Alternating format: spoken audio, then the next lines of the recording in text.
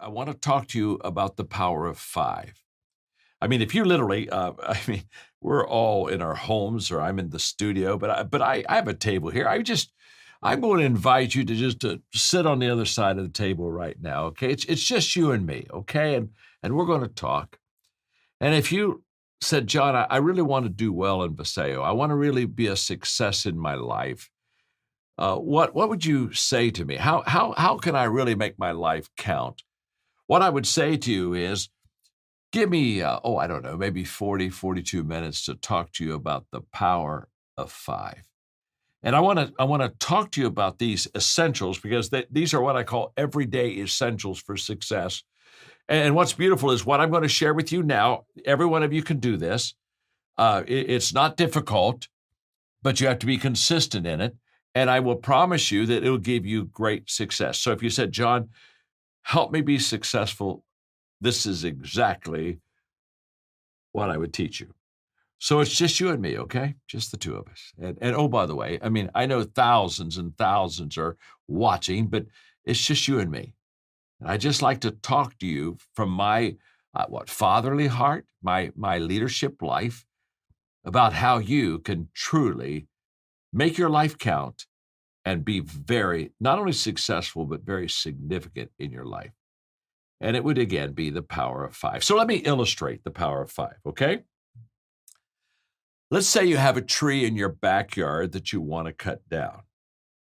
So you go out and you have an axe. So you pick up the axe and you walk over to that tree and you swing 5 times at that tree with that axe.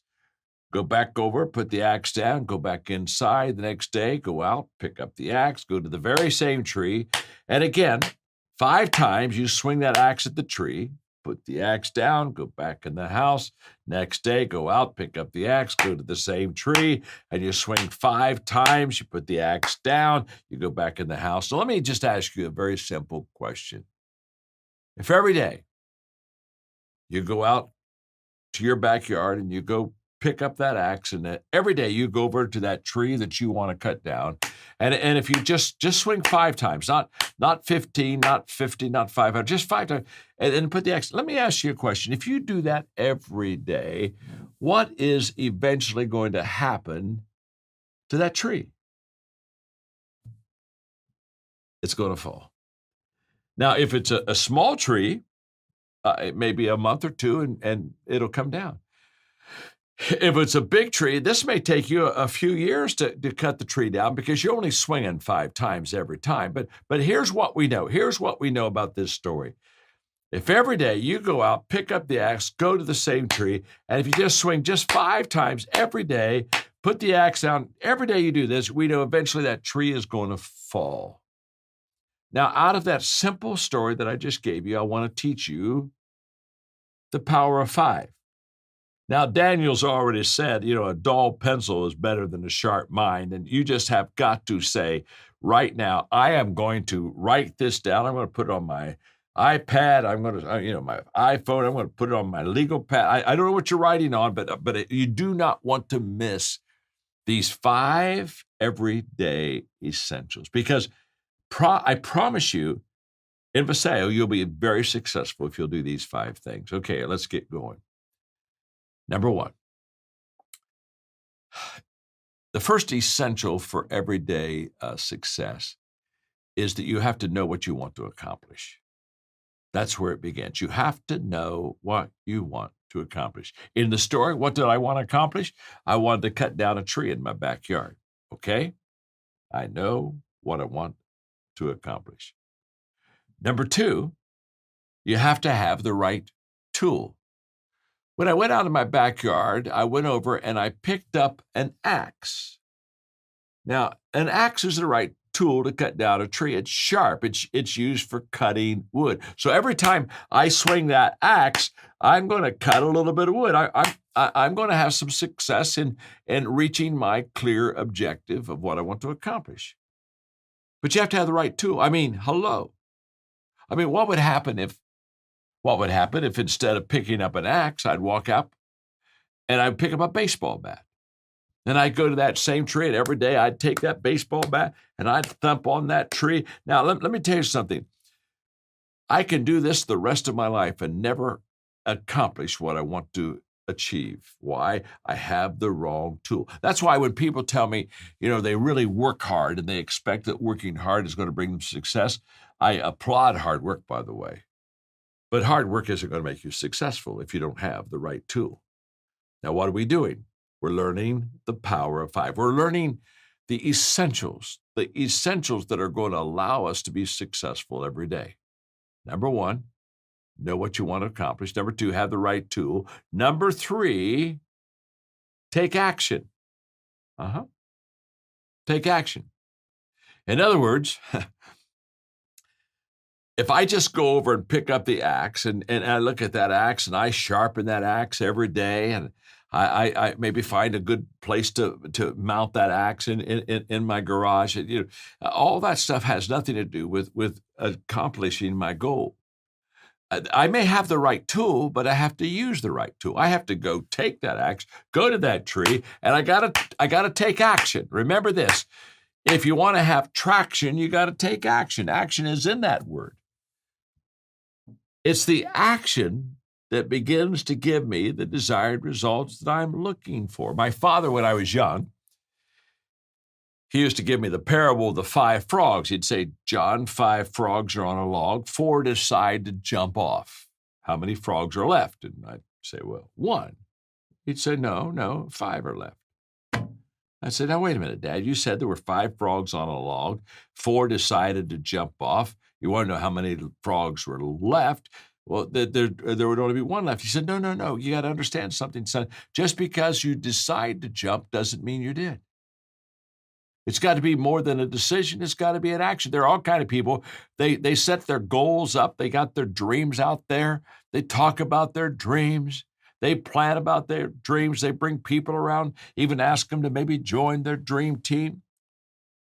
But they don't take action. They have good intentions. You see, probably the most overrated 2 words in the English language are good intentions. I know a lot of people, they say, well, I really want to, now that I'm part of SAO, I just want to build a business, and I've got a dream, and this is what I want to do. You have to take action. Nothing happens until you take action. You need to turn your good intentions into action. You see, the dream is free, but the journey isn't. And so many times we love the free dream, but we don't like the cost of the journey. Well, the cost of cutting down that tree is not only knowing what you want to accomplish and having the right tool, it's taking that right tool, going over there and taking action, swinging that axe at that tree. So we've learned 3 of the key essentials to everyday success. You have to know what you want to accomplish. You have to have the right tool. You have to take action. Number 4, you have to stay focused. Got to stay focused. You notice that in the story, every day when I went out to pick up the axe, I went to the same tree. Now, what would have happened if after the first day I walked out, picked up the axe, and I looked out, and I thought, that tree over there, my gosh, I think I should cut that down too. So I go over to that tree and swing 5 times and put the axe down. Next day I go out, and I said, I had noticed, but that tree over there in the middle, it needs to be cut down too. So I go over to that tree, swing 5 times, and put the axe down. Well, okay, now you see I have a problem. I'm not focused. And what's going to end up is I'm not going to cut any trees down because I got distracted. All I'm going to have, I'm not going to have any fallen trees. I'm just going to have a bunch of scarred trees. And I know people in their life, they've just scarred up a bunch of trees. And they've never gotten accomplished what they wanted to because they didn't stay focused. I have a wonderful friend. In fact, I mentored him. And one of his favorite phrases is pick a rabbit. And he takes that phrase from you've heard that if you try to chase 2 rabbits, both of them will escape. Well, why? Because you're undecided and you're over here for a moment because that looks closer. And then all of a sudden that one, and you're going back and forth, and you're too distracted to get a rabbit. Pick a rabbit. Well, pick a tree. You have to know what you want to accomplish. You have the right tool. You got to take action. You have to stay focused. And then number 5, be consistent. Be consistent. Wow. Did you notice that I kept saying the word every day, every day, every day, every day? Yeah, every day. Every day I go out and pick up the axe. Every day I go to that tree. Every day I swing 5 times. Every day I put every day, every day, every day. You see, what I know at 74 is this: consistency compounds. No one has ever quit their way to the top. And this is so important for us. I don't want you to miss this. You see, the problem is that consistency doesn't reward you immediately. No one gets an award for being consistent for the first week that they join Vaseo. And so, oh my gosh, you showed up for the whole week. Way to go. No, no, no. You see, consistency compounds only if you stay consistent. And it doesn't compound in the beginning hardly at all. All the compounding is on the back end. I mean, you know the story of wanting to, maybe break up a boulder. And so you have a sledgehammer and you hit that boulder and you hit it and you hit it. I don't know, maybe 1,000, 2,000. I don't know how many times you hit it, but all of a sudden you have a swing and all of a sudden that boulder cracks. And you say, oh my, wasn't I amazing? I was amazing. No, you've been amazing every time you've swung at the boulder. It's just that it finally shows up. It's like an ice cube melting. If you want to make an ice cube melt, how does it melt? It melts 1 degree at a time. So at 28, from 28 to 29, nothing happens. 29 to 30, nothing happens. 30 to 31, nothing happens. 31 to 30, 32, it starts to melt. You see, what we miss is the fact that we have to be consistent before we can receive the return. The boulder didn't crack with one swing. The tree doesn't fall with one swing. I mean, it's possible one day just to stop and you're only one chop away from that tree falling. And by the way, when that ice cube melted, you didn't get good when it melted that day. You were already good. It just showed up one day. This is a huge difference. You see, your work has to be stored before it can be shown. And so when all of a sudden somebody seems to have a great return and everybody says, oh, you're amazing. Well, what made you amazing on that day was you were amazing several days. I mean, when you go to college, you spend 4 or 5 years working on your degree, and finally one day you get your diploma. And when you get your diploma and you graduate, everybody comes and gives you gifts and takes pictures and has a party and hugs you and says, that's amazing, congratulations, you're a success. Well, no, you didn't become a success the day you graduated. You became a success when you registered for school. You became a success when you went to school. Became a success when you went to classes. You became a success when you did your homework. You were a success when you were doing all these things. You see, you're already a success. It just one day at graduation shows up. And the show up stage of our success is way overrated. And the storing, the working, the behind the scenes consistency is highly, highly underrated. I was having a conversation one day with my friend Tyler Perry, and we were talking about consistency. And he was telling me about the fact that, as an actor, he wanted to produce and do, movies, plays. So he built him a studio and he outgrew it. So he built him another studio, he outgrew it. So he built him a studio that he thought was bigger than life. So I'll never outgrow that. And guess what? He was so successful, he outgrew it. And he said, I didn't want to do it again. He said, I was so tired of building studios. And so for 2 years, he said, I just didn't do it. Finally, one day I said, if I'm ever going to get to where I need to go, I got to go build the studio. So he did. And so we had this conversation. Of course, now he's just one of the major stars in that world. And when we're having a conversation, I said to Tyler, I said, you know what your lesson teaches me? And what your lesson teaches me is when you can afford to quit, you can't afford to quit. Because at the end, you're on that compounding time and it just begins to reproduce it itself. I mean, I guess if we're going to quit, we ought to quit the first day so that we don't have any compounding going on. We didn't start anything, so we don't lose anything. And I'm just so excited that I can share with you this power of 5. And I'm so excited, Daniel, that I can help your leaders really go to a whole new level, because your company is doing such good work and you just need to have the good news spread around. And so what I want to do is to now give you these incredible 5 things that really matter. I call them the power of 5, okay?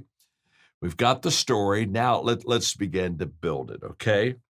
There are 5 things that if you'll do well at Viseo, I will promise you'll be highly successful. I'm going to give you the 5 immediately, then I'm going to teach on them. First of all, growth matters, your personal growth. It's essential to your success. Number 2, connecting matters. Your ability to connect and relate with people and influence them to be on your team. This is huge. Number 3, mindset, how you think. It truly matters. Number 4, leadership matters. How you lead, who you lead. It makes a huge difference. And finally, significance really matters. I agree. And I love when he talks about having a hunger that makes us stretch. And when you hear someone in their 70s talking about having a hunger, it's inspiring to me to want to continue to have a hunger all the way through. And I love the word that he kicks off this podcast with, and when he talks about the vitality that growth brings, because I don't think we tend to think, well, maybe it's just me, but I don't think we think of vitality in your 70s. I mean, what are we kind of programmed to think of? You hit a certain age, 62, 65, whatever it is, that you retire. But vitality in your 70s of growing still, that just reshapes our brain to think we never want to be someone who stops growing, certainly as our mentor. And he has given us 3 words that are essentials for growth. And we want to kick it off with confidence. And I've got a question about you and a question about your team when it comes down to confidence. And at this stage in your personal leadership journey, Mark, what are you learning personally about confidence right where you're at today in your leadership journey? Well, I think as John talked about today is the importance of confidence. A great leader without confidence doesn't do great things. In fact, it's when we lose our confidence that we tend up. John talks often, Tracy, you've heard him say this, podcast family, you've heard him say this. He says, I'm one step away from stupid. And aren't we all? I mean, isn't that true? All of us are sitting here, oh man, yes, I am one podcast away from stupid. I'm just one channel of listening to the wrong podcast that's going to send me on a wild goose chase. We're one decision away from stupid. I think when we lose our confidence, we edge closer to that step. Because we begin scrambling, we lose our way, we lose our sense of certainty, and then we begin to grasp and we begin to try to find something that will help us gain our confidence back. And I've just watched a lot of people, you've heard of liquid courage, referred to people that overdrink and they get a lot more confident when they're inebriated. And it's true, I've seen them. I've seen liquid courage work. But I'm going to tell you that there is a confidence factor that when a leader knows, when a communicator knows that they have something to share, it makes them more believable. It makes them more it makes people follow them better. So I distill it down to a great question and just go, what am I learning? And it is the significance of confidence. I remember when I first started communicating on John's stage, did a lot of communication many, many years ago, but I began communicating on John's stage and I'm going, that's a big microphone to hold, Tracy. You've held that microphone before. That's a big spotlight to stand in. That's big shoes to fill. And I can remember walking into those rooms, walking on those stages, my knees trembling, and my content wasn't as bad as it sounded because of confidence. I remember the other day, I was speaking at something, and I don't think my content was that good, to be honest with you, but people raved about the way I said what I said because confidence is contagious.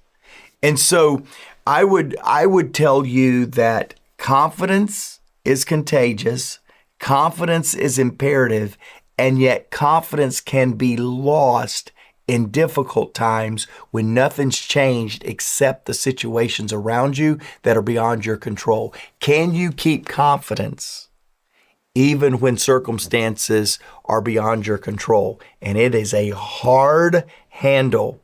It's a hard thing to hold on to when things are spiraling out of control. And so what do you do? The follow-up question before I get to your team confidence question is, what are some things that you do to maintain that confidence when you are on John's stage and you're holding his microphone and it's a situation where it feels spiraling out of control? What is it that keeps you anchored in confidence when you feel a little shaky? The first thing that I've got to say is you borrow somebody else's confidence. I've looked at people often that's doing something for the first time and I go, hey, I have enough confidence for the both of you. Borrow mine. You're going to be fine. There is just this figurative and yet literal hand on the shoulder that just says, hey, borrow mine. It's going to be fine.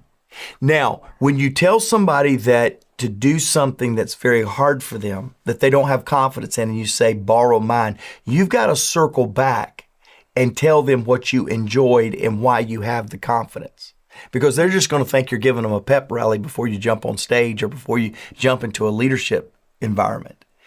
There is a lot of intentionality has got to be put into extending somebody borrowed belief. And when you can do that, that's the biggest the biggest thing that I do to help myself with confidence or to help others. The second thing that I would say, though, Tracy, is I think it's a little bit of what John said here when he says confidence stimulates creativity that discovers answers. I'm always looking for answers. It's back to that hunger that you mentioned at the top of the show. I'm always hungry for answers, for lessons, for something to take away. And I've discovered that even when I don't do well, speaking, whatever I'm doing, when I don't do well, if I can walk away with a takeaway, all is well in my world. Because the win is in getting an answer that will make me better down the road. I think that is so great. So that ties into two things. John said, a confident leader gives people confidence. So that is lending your confidence to someone else and getting that from someone else when you feel a little shaky. But what is key there is rather than being in a moment where you walk off stage or you leave a presentation or you leave a moment where you feel a little shaky, and instead of circling the drain and beating yourself up with negative thoughts and, oh, I just blew that was terrible. The flip is if you can train your brain as a leader to, instead of going negative and going down and beating yourself up, instead remaining hungry for growth. How can I get better? Tell me where I could have done better. If you stay in that hungry space, you're going to grow forward. You're going to fail forward to the next time and you'll be able to do it better rather than just shutting down. And I think that's a key. That hunger is a huge piece of growing forward and not just going downward, looking down and just seeing where you missed the mark. I think that's a huge piece of it. And it leads right to my question about your team. Is confidence something that you attempt? I know you said that you try to lend your confidence to someone else, but if you have a team member or several team members that struggle with confidence, is that something that you attempt to grow in your team? Or is, if you've got, I've had team members before who were so capable, but they struggled with confidence, and that can be a real game changer. And at what point do you stop attempting to grow it in them? Or is it something that you attempt at all? Is this something that you can grow? Well, as a leader, believing in somebody, if you've lost confidence in them and you feel like you have taught them all the confidence that they got, I think there's two major flags that I see in that. Number one, you can't trust somebody that you don't have confidence in. You can't. If you've lost your confidence in somebody, there's no way they're going to gain confidence if you've lost confidence. So Then the question is, how do you help them build the trust/confidence back up in your working relationship? So the first thing that I would say is you can never lose confidence in someone. You've got to continue. If you keep them empowered in a position, you've got to keep believing and you got to keep loaning. That's called leadership. The second thing that I would say is there is a thin line, isn't there, between confidence and being comfortable. We get confident often in the predictability, and then it's not good because growth guarantees change. The only way to guarantee success tomorrow or better tomorrow is growth today, and growth is going to have change. So if our confidence really is being comfortable, we're not stretching that teammate enough. So I think instilling and providing borrowed confidence to teammates is an infinite job of a leader. You've got to constantly be doing that, because the day you're not believing in them, you got a problem. The day that you believe that you don't have to share with them anymore because they're comfortable or confident, then probably chances are you've allowed them to get comfortable. Mm-hmm. That's good. That's really good. Okay, let's move on to number 2, the second essential, which would be courage. And he kicks it off by saying that courage is the willingness to let go of the familiar. And I would believe that's what stops a lot of people, is the willingness to let go of the familiar. You know, when it makes me think of on the playground, when you're on the monkey bars and you can't move on until you let go of the bar before you reach for that next bar. And so why do you think, in your opinion, in your experience, in what you've seen with the teams that you've led, why do you think it is so difficult for a leader to let go of the familiar?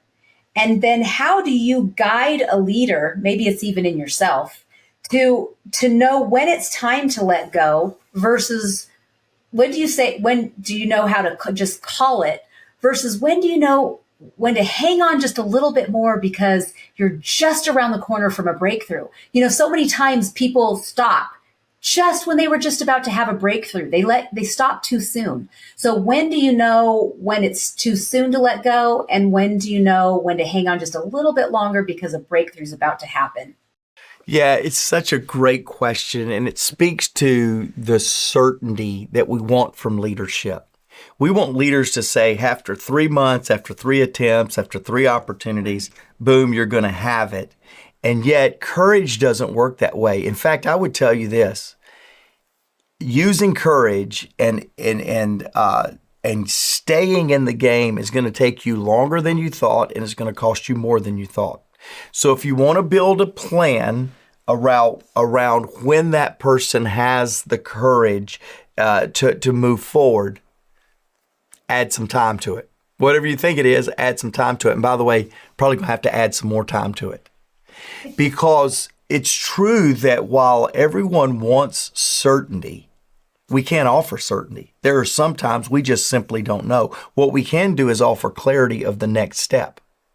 We can say that there is a great next step, but I don't know the final step. And here's what I have found, Tracy, is in training and helping people lead and lead from a place of courage, I have found that the process, the personal process that people go through to establish courage is how courage is established, not some 3 steps in a assignment. It's really the act of staying the course and staying in there longer than you thought and not giving up when you felt like giving up. I've got so many leaders right now that is speaking into me on the power of the journey and the power of the discipline and the tenacity in the journey. They don't give me the solutions that said after 18 months for me, it'll be 20 months for you. And they never give that. They give words like tenacity, stay in the course, being committed, staying longer than you thought, paying more than you thought. And I think that's the answer is, are you so committed to it that you are going to stay the course with great courage to see it through? I heard a lot of action words in there. I think a lot of people get stalled out and they freeze and they wait while they're waiting for the breakthrough. But the action words that I heard there was the process, the next step, discipline, tenacity, committing, paying more, because it's right in line with John's point where he says life expands or shrinks in proportion to your courage. Courage is in motion. It's not freezing. For those of you who can't see me in YouTube, I'm frozen on screen, but it's not, I think part of knowing that you're being courageous is that you're in action, you're moving, you're still taking steps forward. And that's how life is expanding to see, should you be taking that next step? So that is probably going to help to know if you're ready for the decision-making step, which is number 3. And I love this point, this essential that John talks about, decision making. And I love this because it is a life changer. It really is the summary of a life that John has lived and continues to live. And it is really a guide for all of us. These are a guide in 5 areas that have formed really who John is, decisions that make up the man, the human being that is John. Because really who we are is made up of a bunch of decisions that we've made over and over and over again. And not that we're perfect, but decisions that are in line with what we believe. And so he talks about 5 decisions that he formed in his life. He titled them ministry, personal growth, partnership, relationship, and leadership decisions. Now, I don't think that we all need to give those same exact titles. Those make sense for John's brain. But I think that they are important because they're in line with who he is as a human, as a leader in all aspects of his life. And so I'm curious, Mark, we chatted a little bit before we were rolling just to make sure that I didn't want to catch you off guard. But can you share you are a man who lives a very intentional life, a life that I respect. You're somebody who's, as your friend, as somebody who works closely with you, I can say to our podcast listeners, you're somebody who is the same in a private conversation that you are in public. And I admire you greatly as a friend and as a mentor. And if you could share some of the processes, I'm sure that you haven't, you're in your early 50s. You have not early 50s. Early 50s. Early. Can you share some of the processes and decisions so that our listeners can kind of hear what are the decisions that you, Mark Cole, have made that make up you as a human being? Yeah, so it's interesting because so many of them, Tracy, is John's. And a product of that there's 2 reasons for that. And probably many of our podcast listeners that listen to John, he finished with this rallying cry, "You are my legs to my legacy. Help me carry the legacy." I feel that same way about all of our podcast family. Yeah. You guys are carrying the baton forward. You're carrying the ball forward, and I'm extremely grateful for that. So much like many of you, I've been so influenced and shaped by John that maybe I would have had different words 25 years ago, but it would fit under these categories. So I'm probably using the categories because what was in me now sounds right in the way that John's explained it.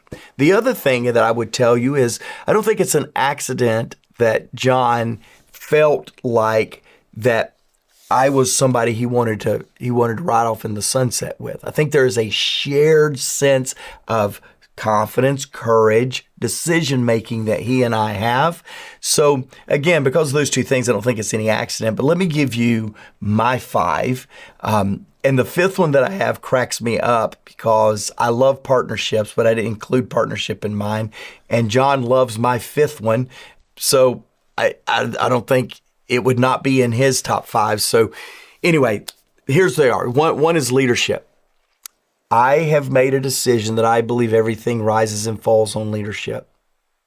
What that means is when things are going awry, when things are going sideways in my team, in my company, my first question is always, what could I have done? What should I do different to make this better? I never look at somebody else. I don't look at the excuse or play the blame game. I always look, number 1, at me because everything rises and falls on leadership. Number 2, for me, is significance. Now, John used ministry. I use significance. I believe life is absolutely about others, adding value to others. My third one is relationship. I told you a little bit of this, Tracy. Forgive me if for some of you that don't quite have this frame of reference, but my dad used to always say, Mark, the only thing you can take to heaven with you, the only thing that's going to outlast is going to be people.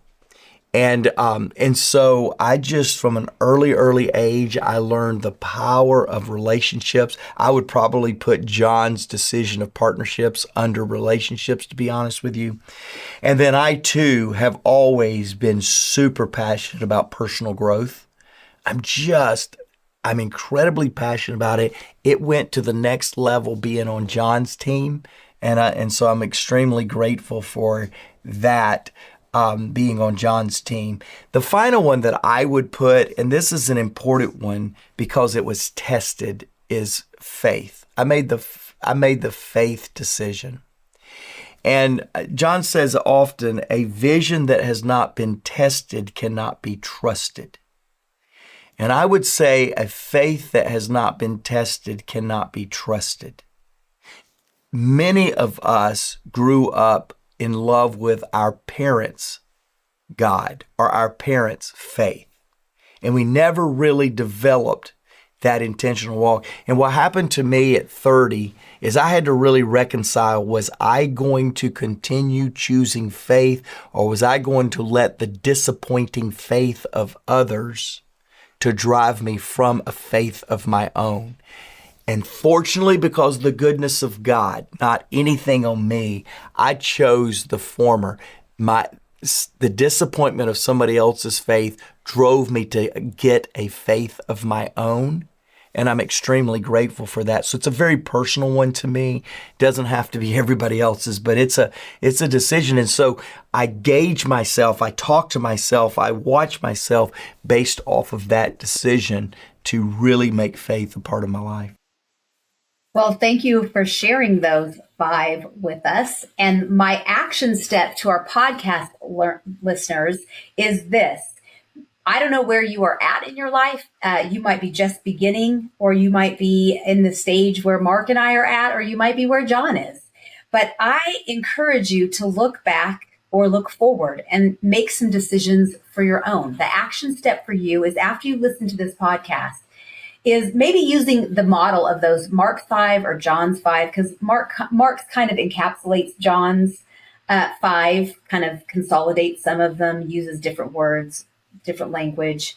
But begin today to make some decisions yourself of what you want those 5 or 6 or 3, whatever it is that you want your life to stand for, that makes up and describes you as a human, so that as you make decisions in your life, that they can fall under those categories to say, sometimes we make decisions in our life that you think, what should I do? And when you have pre-decided things that you want your life to stand for, it's easy because you run it through that litmus test of what you've already decided for yourself. And then I want you to come back and share it with us, whether it's on our Instagram, Maxwell Leadership Instagram page, or our podcast notes down below, or if you come to YouTube. And we would love to see, and I know I always go through and look at what you've written to us and try to comment and like what you've done, but come back and share with us what they are. We would love to know what they are. Give us some feedback, because we would love to know what your 5 are as you are creating the legacy,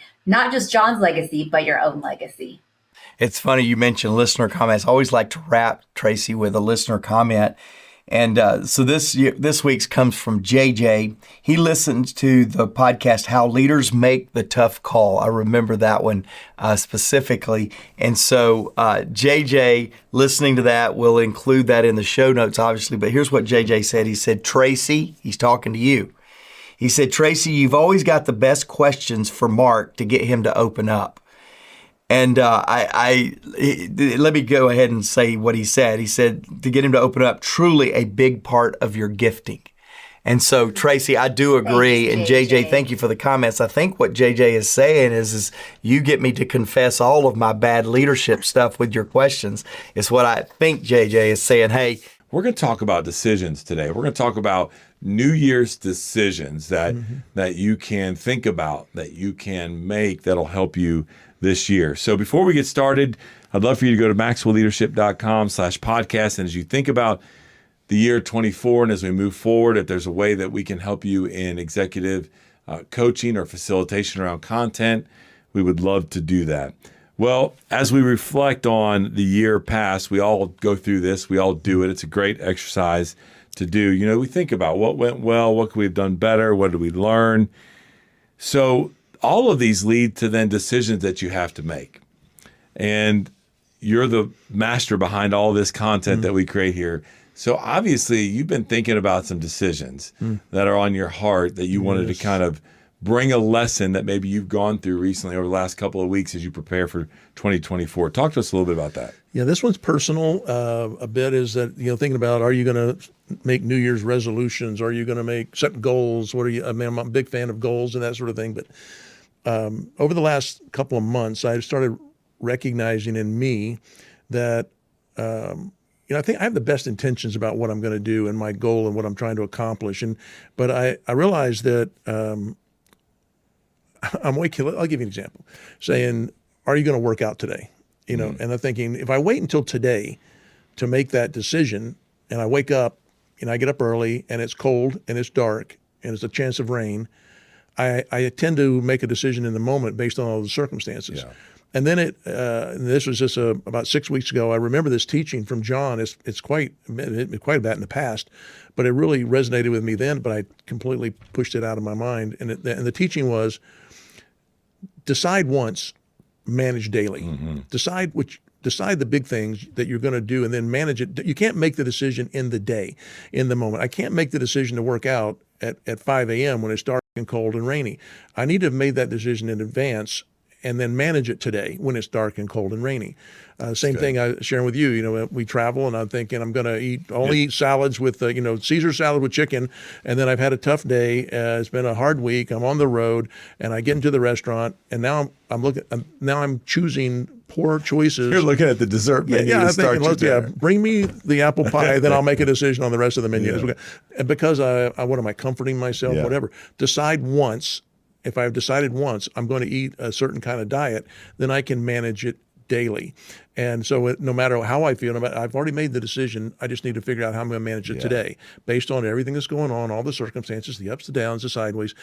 I just need to manage it. I'm going to manage my, these decisions I need to make. So I thought, first of all, I'll get your thought on that, because I know you've been around John a lot and know this teaching, but also maybe we could look at, in the new year, what are some decisions leaders need to be thinking about that we can make once and then manage them daily throughout the year? I love that. You mentioned about just being on the road and traveling, right?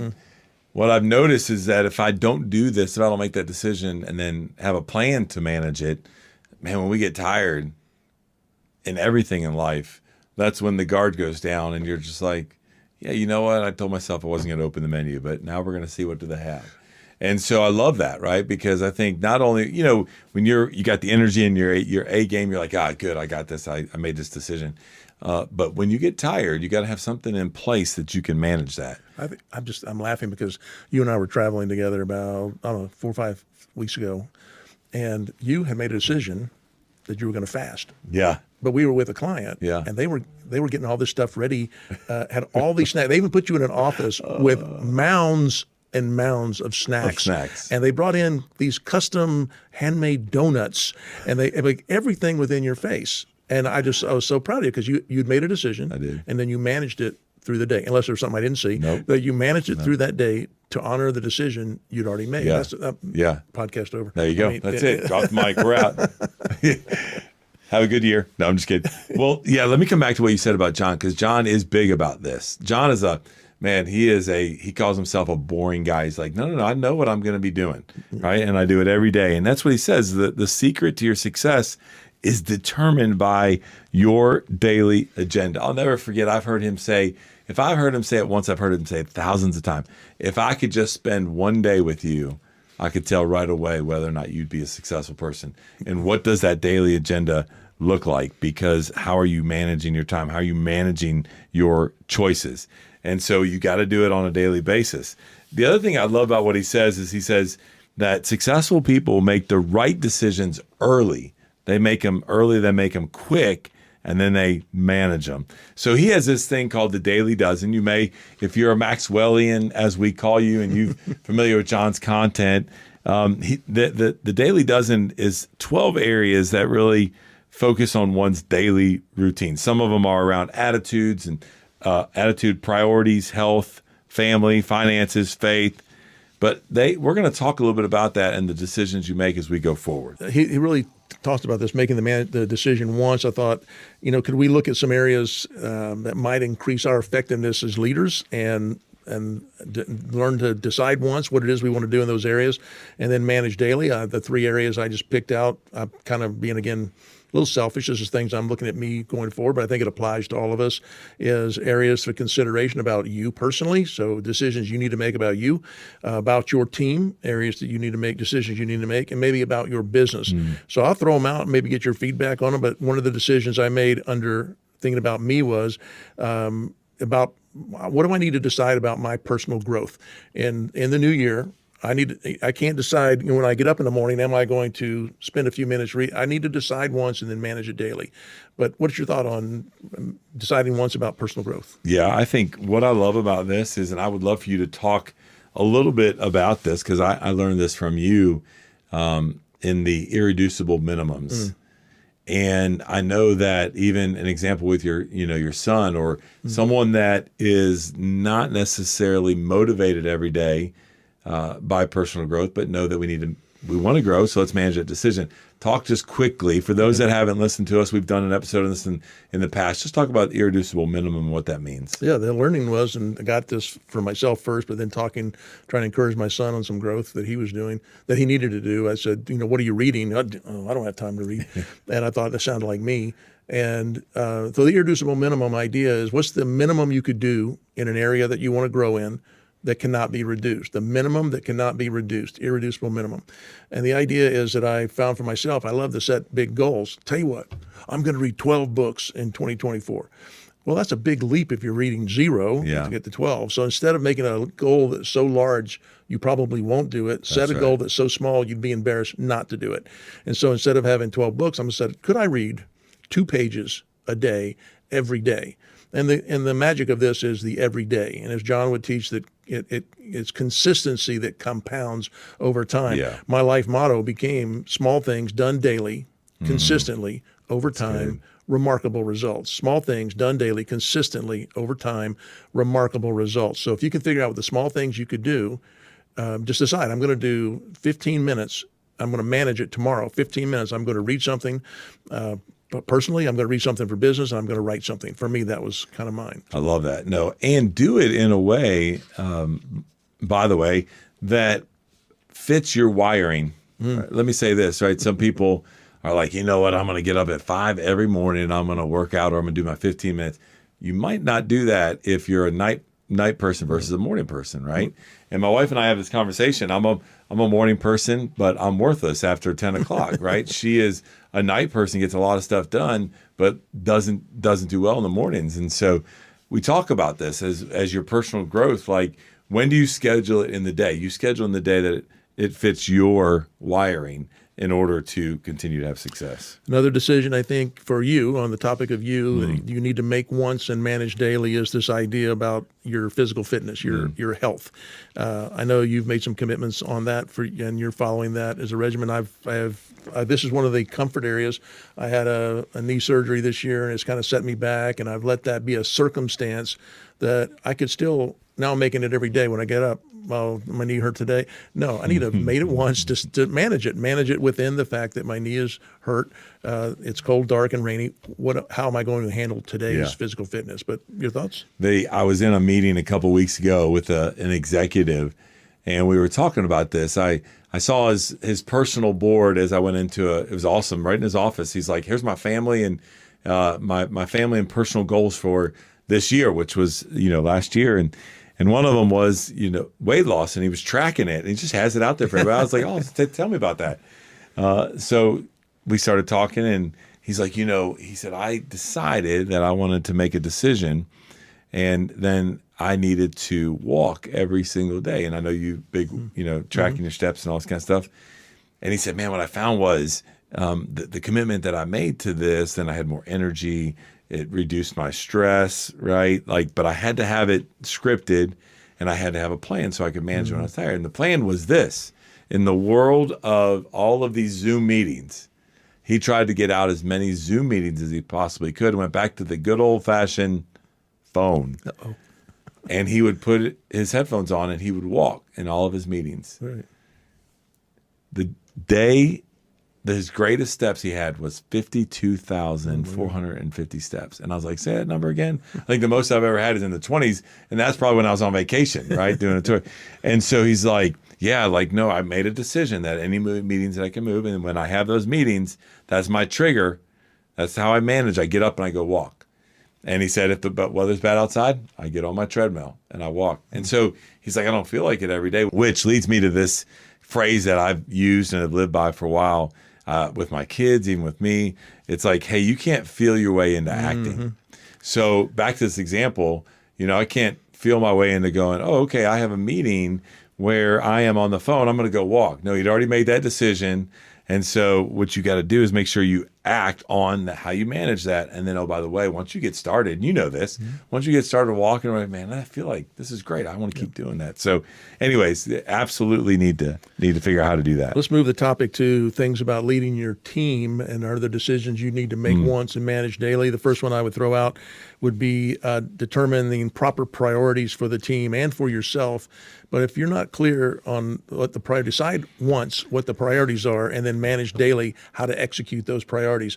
I get in trouble when I wake up and start to think, well, what's important today? I need to already know what's important today and then manage it today. Yeah. When it comes to this, I will sometimes use percentages of time. Sometimes I'll use lists, but none of this happens. Let me back up just a minute. None of this happens unless you're being very intentional about meeting and connecting and communicating with your team. And so what I want to encourage everybody is, as you look through this, is to make sure that you guys have proper alignment in your priorities, is to communicate them back and forth periodically. Hey, what do you think your top 3 priorities are? Hey, what percentage of time are you spending on this? We have an initiative right now at Maxwell Leadership where one of the things, it's a big priority for us. And so my mantra is 70% of your time should be thinking about implementing or whatever around this idea. If it's not, let's have a conversation about it. Let's talk about it, because I want to make sure that we're managing your time and 70% of it is focused on this. And that's kind of the mantra that we're using. And so absolutely, I think it's important when it comes to that. Decision 4, which would be the second one under managing the team, I think that you should decide once and manage daily how you are going to build relationships and connect with people on your team. I guarantee you when you wake up in the morning and get to work, you are going to be highly distracted, highly pushed. There's going to be lots of things coming at you. If you haven't decided that connecting and relationships are important and manage it throughout the calendar of the day and the week, it's not going to get done. Yeah. And you're going to end up at the end of a period, a month, a quarter, the year, and figure out why my team is so distant, why I'm not connected. So I need to figure out how I'm going to manage that daily. One of my things I love to do is talk about college football. And I have a guy on my team who, man, it's just been something that we've done for a long time. We get together and just catch up in college football and whatnot. And because my schedule has kind of gotten a little crazy, we haven't done it. And so I literally looked at my calendar and I was like, okay, that's it. And so I was very intentional about how do I manage this, right? How I manage it, to your point, I'm just going to put it on the calendar. So I found the first available day, put it on the calendar, and I made the decision I needed to re-engage. I needed to re-engage around that. We have a lot of fun doing it. And so in order to help me manage that, one of the systems that I put in place is to just go ahead and put it on the calendar and block it out and protect it. So there are little things like that I think you can do, but it's so important to make sure that you're doing that, even with your people things, right? Even with that connecting, just go ahead and schedule it on your calendar. It's great. Even if it's just the management by walking around, right? I know we've shared some leaders that they just don't do well with that. So they put it on their calendar at the certain time, get up for 15 minutes, go walk around, see what's going on. It may be painful for them, but they manage it, and that's how they work through it. But what's cool is that by you putting it on the calendar, you've already made the decision. Yeah. This is important. Now, could something happen on the day when that? Yes, and you have to but you won't cancel. You'll reschedule because now you're managing it in the day, not trying to decide how am I going to get it into my day. I'm going to manage it in my day because I've already decided it's important. Let's transition to the final one about leading your business. Are there some decisions you could make once, manage daily? One of them I suggested was modeling. How am I going to model the core values of my organization daily? I think this is another one that I get into the rush and hustle of the day, and then I may just run right through some stop signs that my core values would say we shouldn't do. But if I'm clear, I'm committed to, I'm making a decision on the core values, how am I going to manage those in the rush and hustle of my day? Yeah, remember, what you do speaks so loudly that your team can't even hear what you're saying. And so you need to make sure that you are living those out on a daily basis. One of the things that I try to do is I try to use it in my language. Oh, yeah. Right? Like one of ours is exceeding expectations. And if I see something, either a team member has done peer-to-peer, or maybe team has done for the client or whatever, I will say, hey, man, I loved when you exceeded expectations right here. Or growth is one of ours. Hey, man, I see so much growth in you. So for me, the way that I go about it daily is try to use our core values in my common language that I use throughout the day. I'll do it in presentations, and I just try to kind of put it in there. I don't always remember what our core values are right off the top of my head. So what do I do to help me with that? I made the decision I want to do this. So I actually have a little card that sits right next to my computer screen that I can see it, that then goes, oh, yeah. No, I said I want to do this, and I'm going to use this in my language. And so let me use this when I communicate to X, Y, and Z, as long as it's authentically tied into something that's happening. But I try to use that in my common language. Finally, a second one under leading the business, I said that leaders must make a decision to communicate the vision daily or on a regular basis. I think if I try to get into the day and I haven't decided, what is the vision, how am I going to communicate that, it kind of comes haphazard. I'm not clear.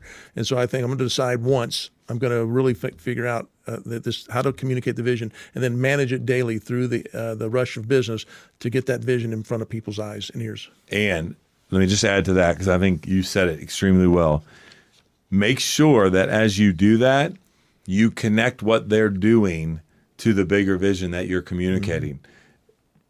You're communicating the vision of that team while you're also communicating the vision of the organization, which they should be in alignment. Help them connect those dots. That's the key to that, is making sure that you're thinking about, hey, how does what Jake does right here on our podcast align with the fact that we want to make sure that everyone deserves to be led well? What does that mean, right? It's because we're going out to millions of people because of what they're doing. And so how do you communicate that and then make sure that you tie that together?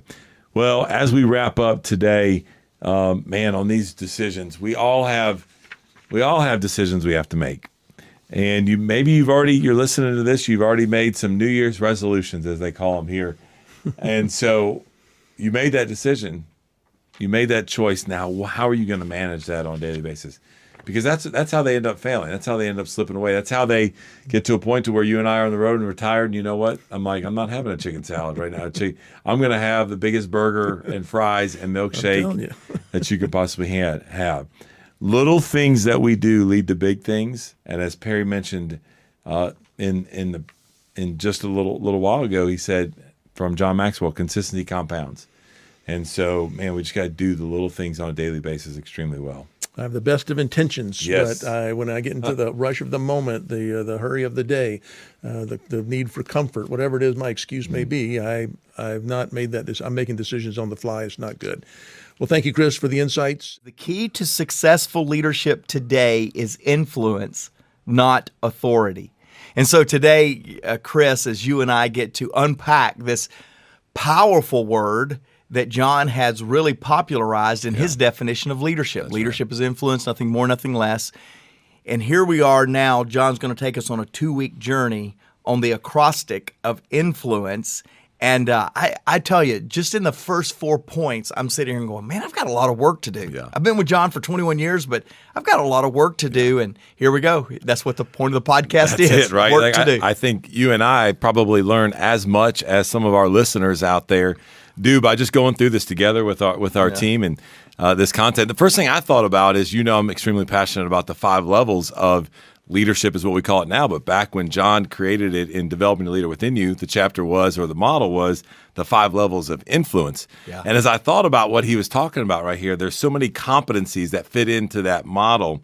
And I, as well as you, were like, I got some work to do. The first thing I want to talk about is, as we jump in, is I hope you, maybe if you're driving, don't do it while you're driving, but I hope you go back and listen and write down what John said, which was, it's always easy to do right ahead of time when you know what you stand for. And we're going to jump in and talk about this first one in integrity. And I wrote that down as I was sitting here and we were listening to it, because I think you and I have seen, and many people that are listening have seen, many leaders that don't have integrity, that have incredible talent, kind of fizzle out. And John even says, man, 71% of the executives in a survey said, man, one of the biggest issues of climbing the ladder is having integrity if you want to do it. And then if you're going to fall short, it's because you don't have integrity.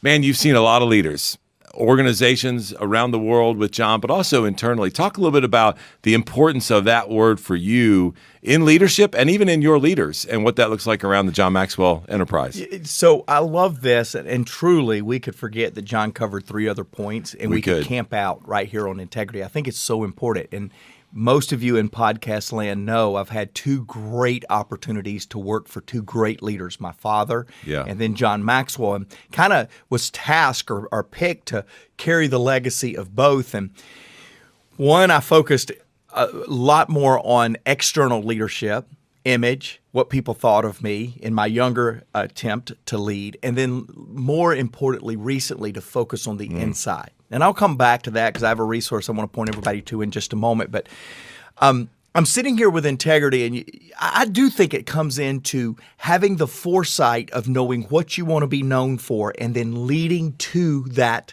point. That's a good point, yeah. Now, you mentioned that you and I love sports. We're not big Tom Brady fans, but that's another conversation. Recently, in the playoffs, I was watching Tom Brady, the Buccaneers, pick apart yet another team. I won't say them for some of our friends and podcast family from that city. But the commentators were talking about, they had an interview that week with Tom Brady, and he said, I always know where I'm going to throw the ball before I touch it. So he previews the defense. He knows the game plan of what he called in the huddle. He may make some adjustments, but he already knows where he's going with the ball before he says hike, and the center puts it in his hands. Now, let's take that analogy from one of the greatest, if not the greatest. Yes, you heard me say that. One of the greatest in his profession of football. He knows where he's going to throw it before he touches the ball. What if we as leaders knew what kind of leader we wanted to be before we started leading? And as we started leading? Before we caught the ball, got the ball for the next assignment, what if we already envisioned the integrity with which we wanted to lead and how we wanted to be perceived? So coming back to that, Chris, for me, again, 2 opportunities to lead. It's been a much more sustainable and less pressurized journey to know how I wanted to lead from the inside on this second opportunity than it was on the first opportunity, where I was figuring it out as we go. There was no integrity on the first one. It is trying to build it completely on integrity, the second one. So how does a leader do that?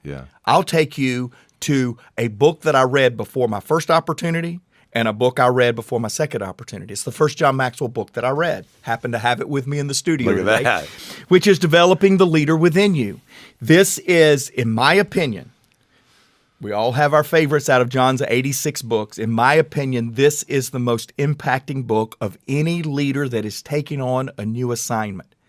And in my opinion, this book is all about the inside of leadership, the inside of a leader, and therefore it's about integrity.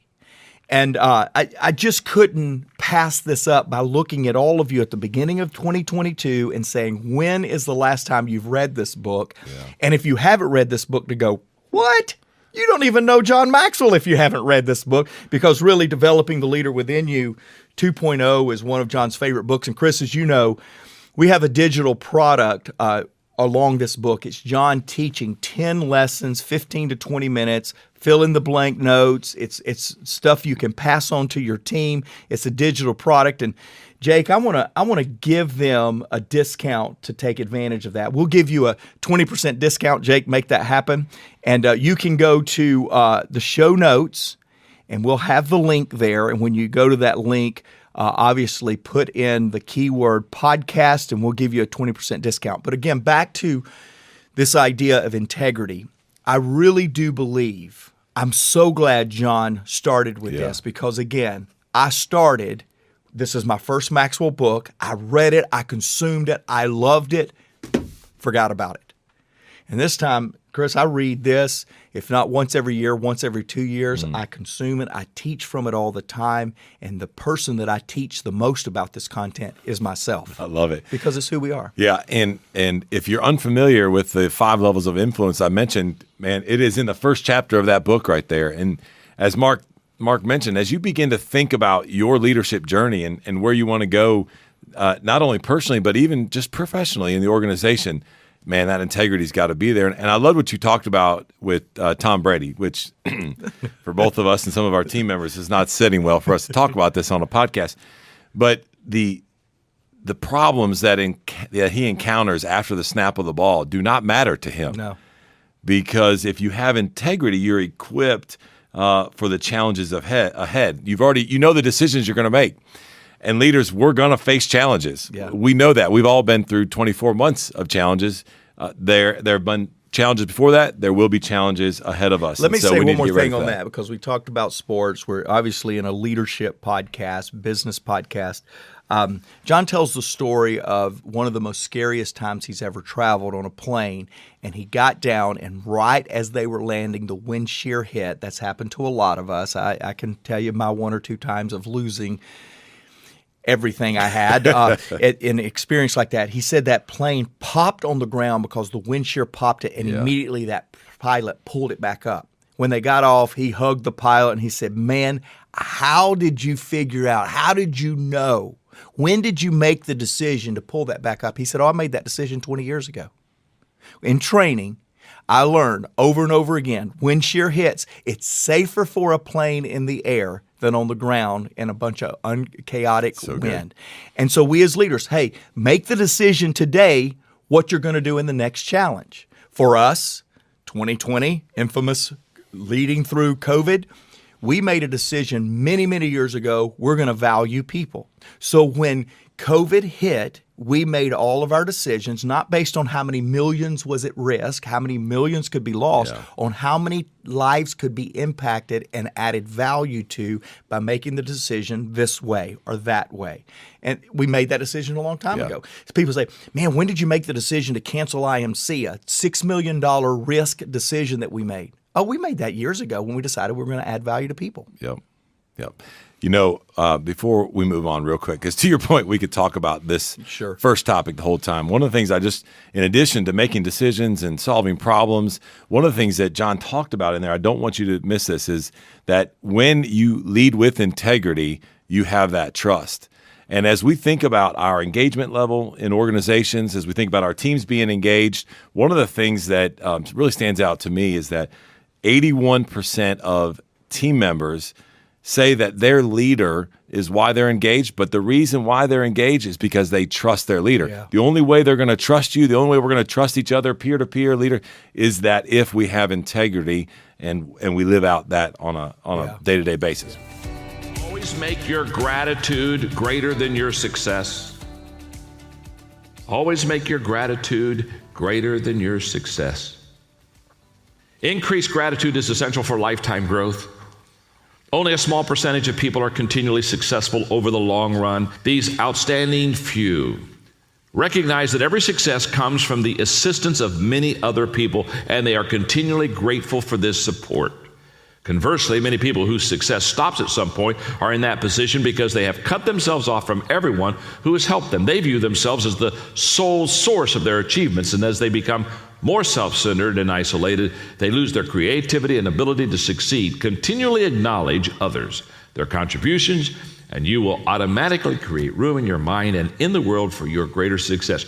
You will be motivated to achieve even more for those who have helped you. Focus on appreciating and thanking others, and the conditions will always grow to support your increasing success. And I put it another way here in your notes. What we appreciate appreciates. Wow. Gets better. What we depreciate depreciates.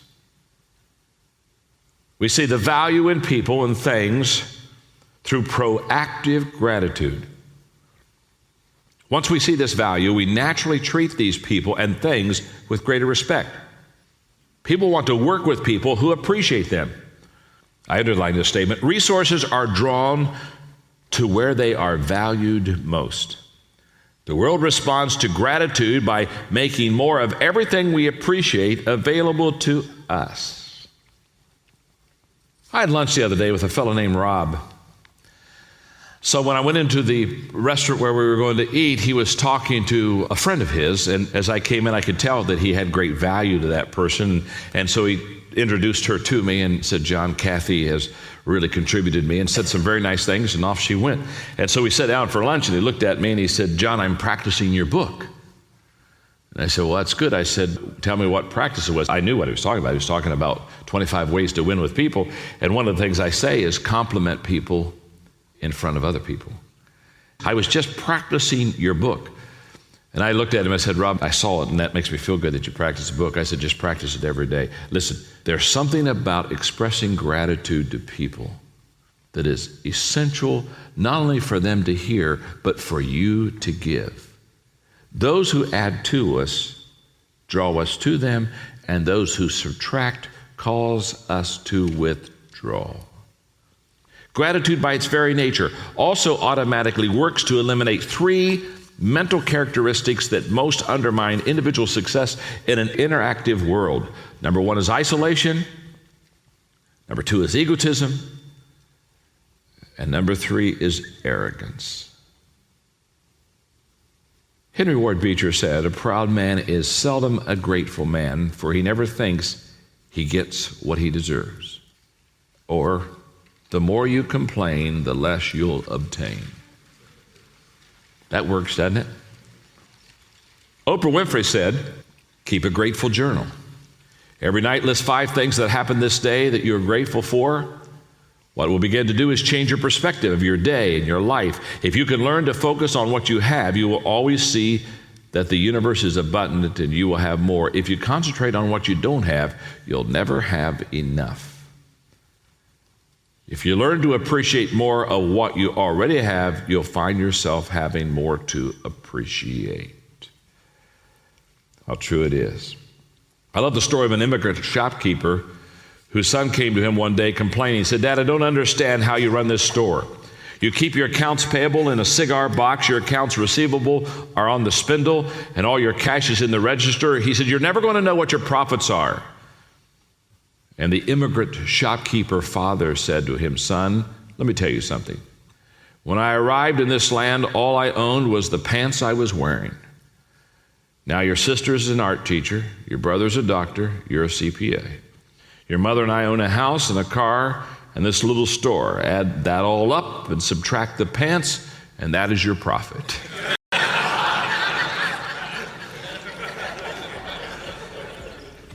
Be grateful.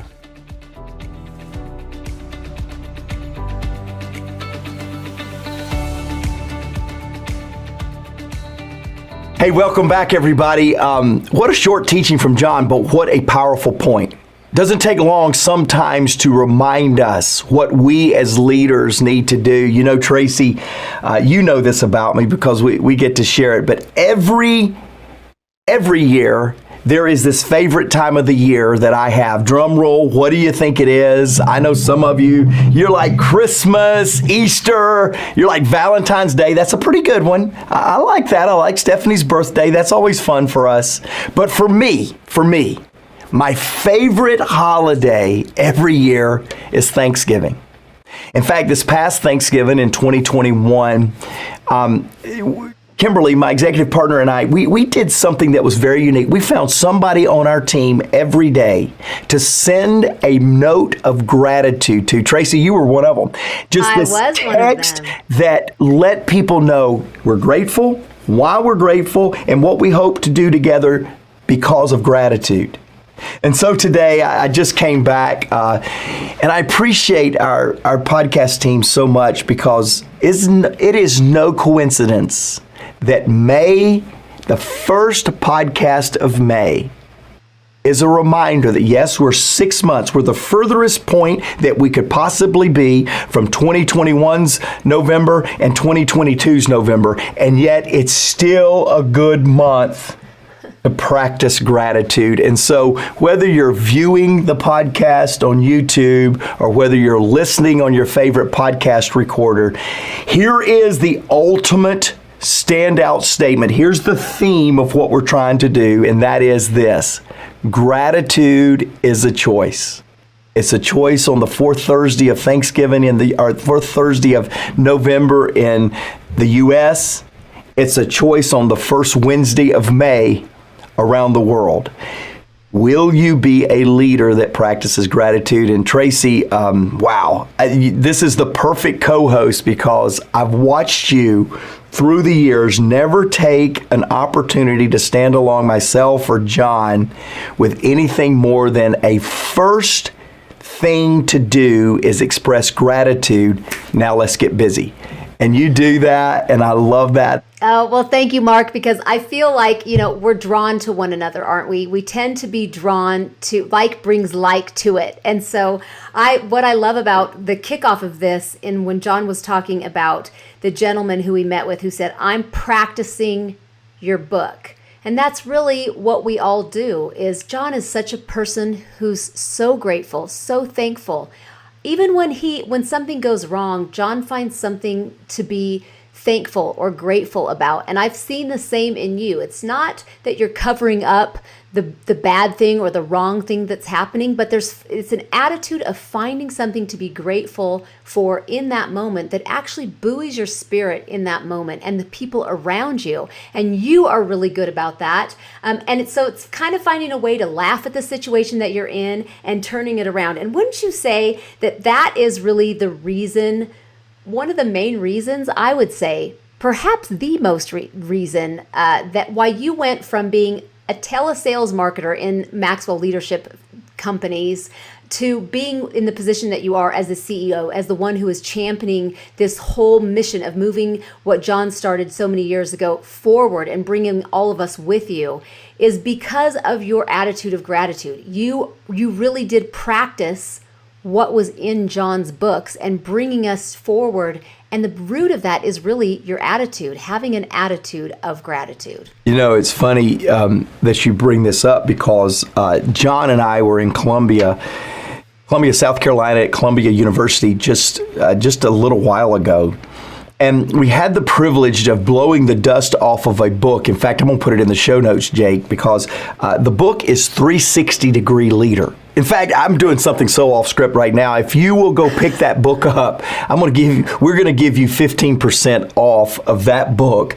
In fact, if you'll go to maxwellpodcast.com/gratitude, we'll put it in the show notes of how you can get that 15% discount. But John and I blew the dust off of that book because they asked us to teach on 360. How do you influence up? How do you influence at the peer level? How do you influence to people that report to you? And Tracy, as we were getting to co-teach that content the other day, I realized that every group needs to start. If you want to grow influence with any group, those above you, those around you, those that report to you, if you want to gain influence, it needs to start with gratitude.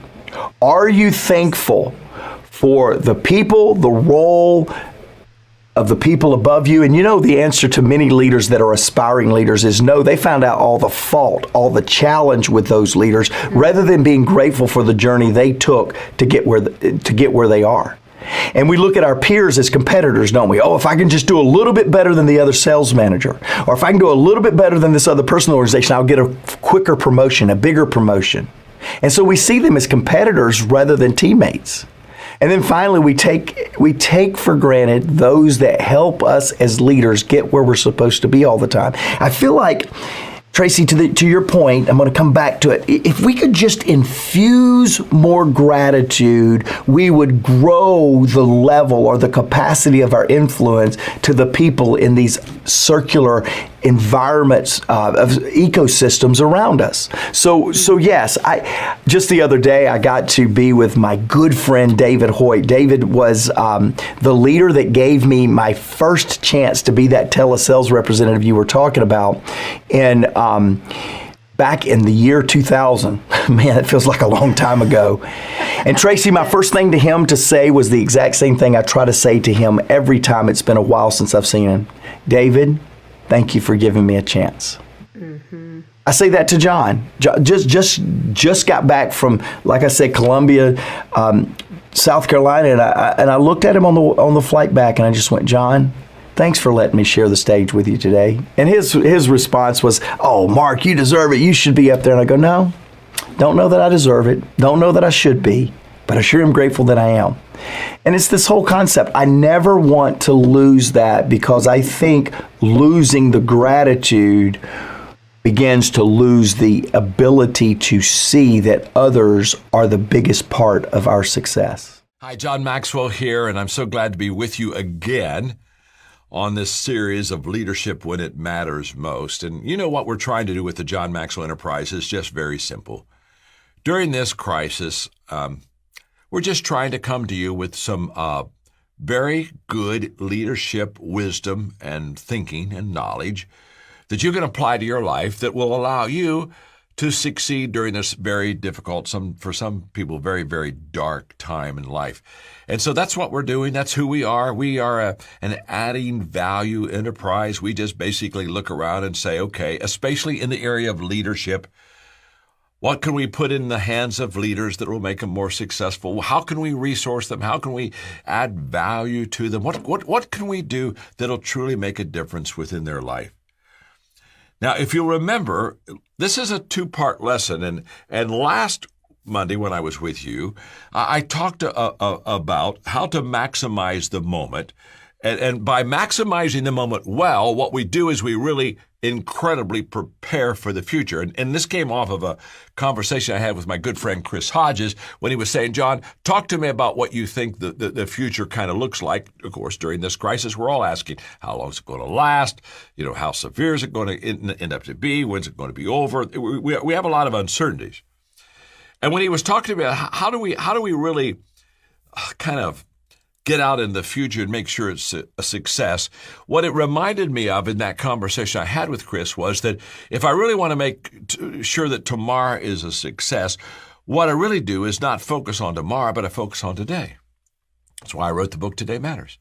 I focus on today because really, here's how this works. In fact, Mark Cole, after this lesson, shared this with me, and I loved it so much I picked up and put it in my notes. He said, basically, John, what you said to all of us is when what I need to be should come before what I see, and so what I need to be should always precede what I'm going to see.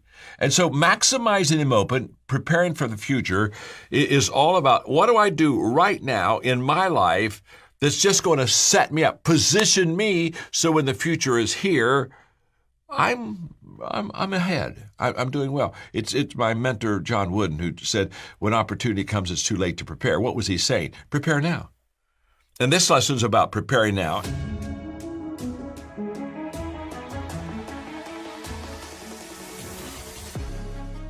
Welcome to the Maxwell Leadership Executive Podcast, where our goal is to help you increase your reputation as a leader, increase your ability to influence others, and increase your ability to fully engage your team to deliver remarkable results.